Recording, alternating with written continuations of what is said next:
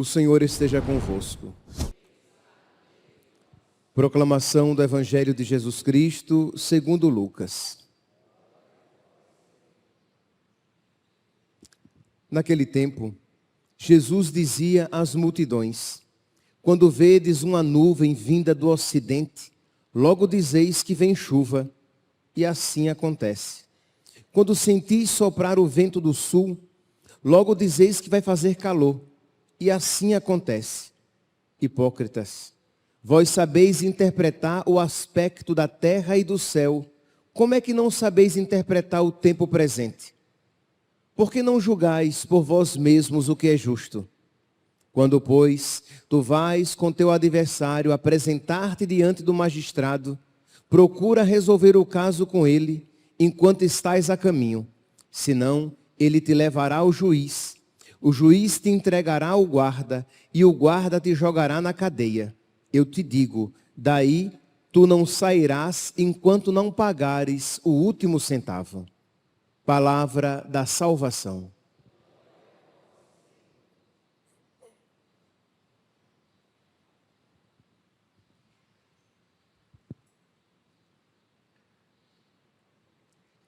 Caríssimos irmãos e irmãs, a palavra de hoje, no Evangelho, é uma advertência forte de nosso Senhor às multidões. Jesus aqui não está falando com simplesmente, apenas, com os fariseus, com os saduceus, com os doutores da lei. Ele está falando com aqueles que o seguiam e que o escutavam. Ele fala às multidões. E qual é a crítica de nosso Senhor? É que eles, como é que diz aqui, versículo 26? Vós sabeis interpretar o aspecto da terra e do céu. Eles olham para o céu, diz, vai chover, e chove. Eles olham para o céu e diz, vai fazer calor, e faz calor. Pois bem, hipócritas, vós sabeis interpretar o aspecto da terra e do céu, como não sabeis interpretar o tempo presente? Isto é, sabem interpretar que vai chover ou que vai fazer calor, porque aquilo lhes interessa. Então, aquilo que lhes interessa, eles sabem interpretar. Eles colocam a sua inteligência e o seu coração em função daquilo que lhes interessa, e isso os torna predispostos a interpretar, a compreender. Mas, como eles não estão interessados com Deus, com as coisas de Deus, naquilo que é relativo a Deus, eles nada compreendem. É uma palavra, meus irmãos, que se aplica tanto também a nós. E lembrando, essa palavra foi dirigida às multidões, isto é, aquele povo que estava seguindo Jesus, mas não seguia de todo o coração. Era um segmento superficial, confuso. Assim como acontece hoje. Os homens, hoje, o ser humano, é um ser humano inteligente. Sabe política,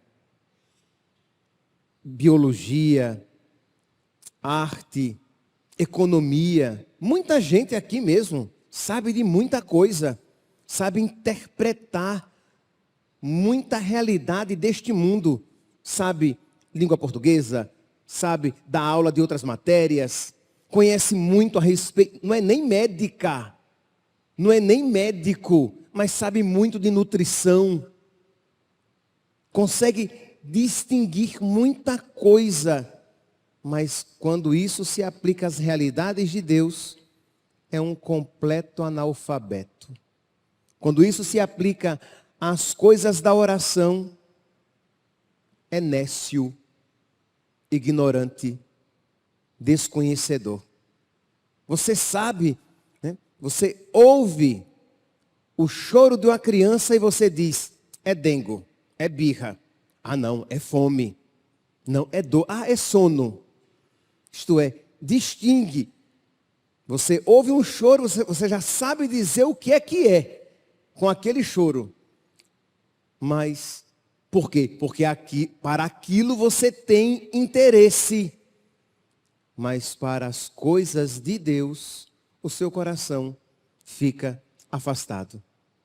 Então, esta é a crítica de nosso Senhor, desta indiferença espiritual que leva a essa superficialidade humana. Deus continua agindo na história, Deus age nos acontecimentos, nas alegrias, nas tristezas, nas consolações, nas desolações. Nós podemos ali perceber que existe um sinal de Deus, uma digital de Deus. Deus está agindo na sua vida e na sua história. Mas você vive numa tal indiferença, preocupado apenas e tão somente, ou preocupado principalmente com as coisas passageiras, que o seu coração vai ficando pouco a pouco indiferente a Deus, cego para as coisas de Deus. Ou aquilo que a Sagrada Escritura, aquela imagem que a Sagrada Escritura usa, endurecido de coração. Isto é, a pessoa que se torna culposamente incapaz de perceber os sinais de Deus na sua vida, ela endureceu o seu coração. Lembrando que na Sagrada Escritura, o coração, ele não é a sede apenas dos sentimentos, mas ali acontece o agir, o decidir, o pensar, o amar. É o centro da pessoa. Pois bem, um coração endurecido é uma pessoa endurecida. Isto é, ela não é mais tão facilmente tocada pela graça de Deus. Ela não é movida pela ação de Deus. Isto é, ela não se deixa tocar. Ela pode ver muitos milagres, mas para ela, aquilo não é um sinal de Deus. Isto é, ela não consegue perceber. Por exemplo, se você olha o mundo, para esse mundo que, de alguma maneira, vai dando passos cada vez mais longe de Deus, e você vê nesses sinais, você vê as guerras, você vê a irreverência, o desrespeito, não apenas um afastamento de Deus, mas uma irreverência, um desprezo para com Deus. Você vê todos esses sinais e você diz, não dizendo que isso vai acontecer amanhã ou depois, mas você diz, eu preciso me converter, a figura deste mundo passa, o fim está próximo. Preciso me converter de verdade, senão tornar-me-ei como eles.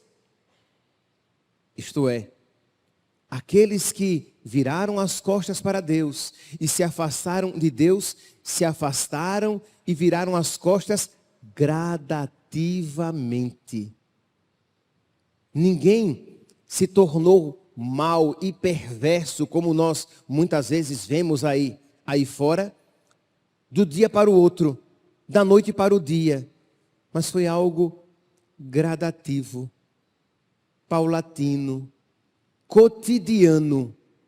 Pouco a pouco a pessoa foi se afastando de Deus, foi abandonando a oração, foi se tornando complacente com os seus pecados veniais, com os seus pequenos defeitos, e aí foi amortecendo a sua consciência, a voz de Deus dentro dele, dentro da sua alma, dentro do seu coração, e predispondo a cometer faltas mais graves,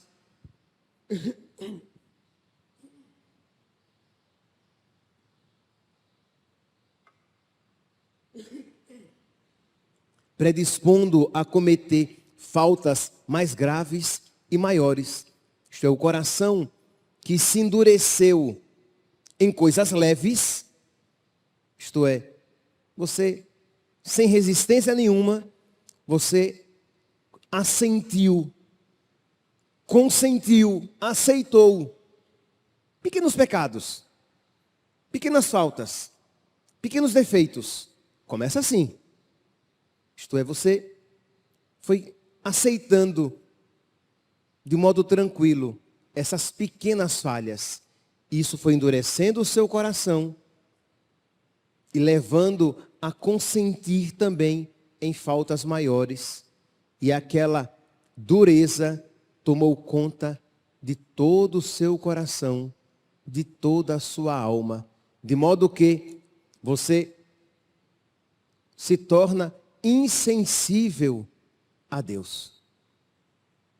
No livro dos Salmos, no capítulo 94, versículos 7º e 8º, nós podemos ler: Oxalá ouvisseis hoje a sua voz, não vos torneis endurecidos como em Meriba. Deus faz essa advertência, isto é, cuidado, não se tornem endurecidos como aconteceu lá em Meriba.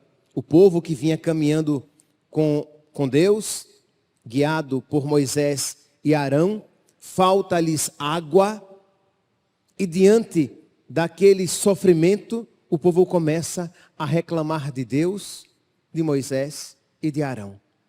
Isto é, um sofrimento que tornou aquele coração endurecido. Mas por que foi que aquele coração se tornou endurecido diante daquele sofrimento? Porque aquela atitude de reclamar, de se lamentar diante do sofrimento, assentida lá atrás, nas pequenas circunstâncias, quando vem um sofrimento maior, a pessoa se entregou totalmente à dureza de coração. Percebe aqui? Se você, nos pequenos sofrimentos da sua vida, você aprende a oferecer a Deus. Nos pequenos sofrimentos da sua vida, você pede: meu Deus, dá-me sabedoria para tirar o melhor dessa circunstância desagradável que me acontece. Quando vier um grande sofrimento, aquela predisposição de docilidade, de abertura a Deus, continuará presente no seu coração e poderá ser utilizada no grande sofrimento. Aquela sua sensibilidade espiritual que você adquiriu e trabalhou em ver os sinais de Deus naquele pequeno sofrimento. É Deus trabalhando o meu homem velho, o meu homem rebelde, que só quer as coisas do seu jeito. Eu preciso aprender a depender mais de Deus. Eu estou sendo unido a Jesus Cristo crucificado neste pequeno sofrimento. Então você leu uma oportunidade de se unir a Deus. Você viu a mão benfazeja de Deus que o repreende, que o corrige e que o educa naquele pequeno acontecimento. Ora, esta atitude de perceber a presença de Deus, inclusive nos acontecimentos desagradáveis, quando um acontecimento desagradável maior lhe acontecer, aquela capacidade trabalhada lá atrás estará ali firme para ser utilizada. Então, seu coração não estará endurecido. Você estará capaz de ver os sinais de Deus na sua vida.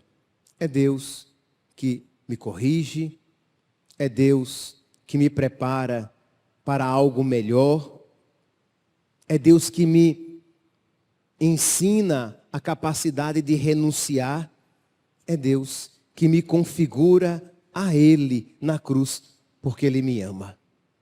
Você percebe os sinais de Deus na sua vida.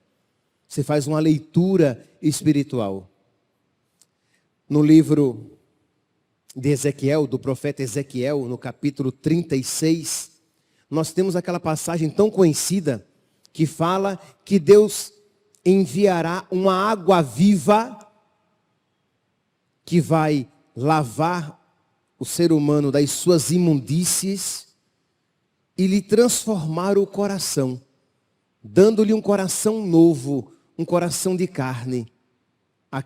Aquela água viva que é fogo, que transforma aquele coração de pedra em coração de carne. Ezequiel, capítulo 36, versículos 25 e 26.